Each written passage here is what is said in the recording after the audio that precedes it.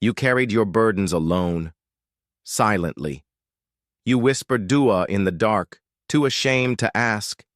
Even when you were drowning, you apologized for your weakness, for your neediness, for the ache in your chest during salah. Like needing help was a failure.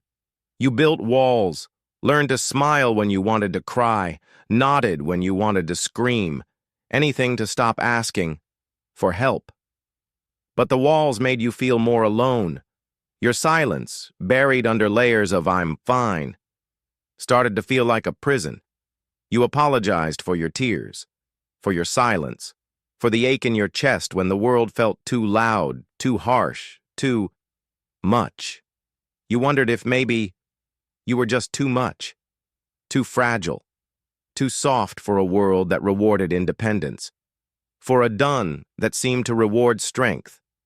You thought faith meant self-sufficiency, that asking for help meant you were failing Allah. But the pressure to be strong, it distanced you. You apologized for your tears, for your silence, for the ache in your chest during tahajjud. You thought Allah wanted strength, not your shattered heart.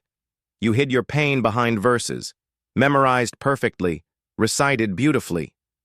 But inside, you felt empty, like a beautiful shell with nothing living inside.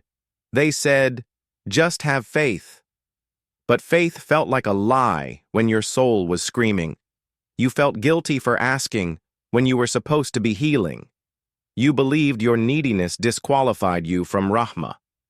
That maybe you were too fragile for even the most merciful to shelter. You thought maybe He stopped offering help, that your pain was too loud, your silence too empty. That peace meant no cracks, only perfection.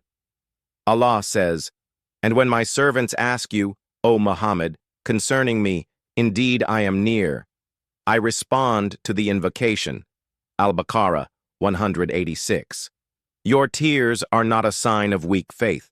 They are a sign that your heart still longs for its Creator. Even in pain, you turn to Him. That longing is pure. Tadabbur is not about understanding every word. It's about letting the Qur'an find the parts of you that ache. Let it sit with your pain. Let it whisper that you are seen. The Prophet said, "None of you believes until he loves for his brother what he loves for himself." Bukhari. Help is part of faith. Asking for it is human. In sujud, you finally broke, not in prayer but in surrender. You begged for relief, not with words, but with the silence only a broken heart knows. But the reality is, this is what Islam has long taught. Feeling is human, healing is divine. Your need is not weakness, it is a calling to Allah. You don't have to earn help in front of Allah. He knows your fear, He knows the parts you hide, and He still offers you refuge. Healing doesn't mean the pain disappears. It means you no longer carry it alone. It means you can whisper Ya Rabbī and know He is already there. Let go of the need to be perfect. Let go of the fear of being seen. Just breathe. Just be. Just trust that you are worthy of the help that was always meant for you. You carried your pain like a secret shame.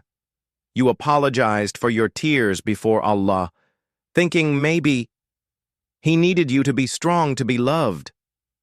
But what if help was never about being perfect? What if your cracks are not flaws? What if they are spaces for nur? You thought faith meant invincibility, that showing vulnerability meant you were failing Allah. But the pressure to be strong, it distanced you from the one who offers true peace. If you're ready to stop apologizing and start healing with guidance rooted in the Qur'an and Sunnah, we've prepared something gentle for your journey.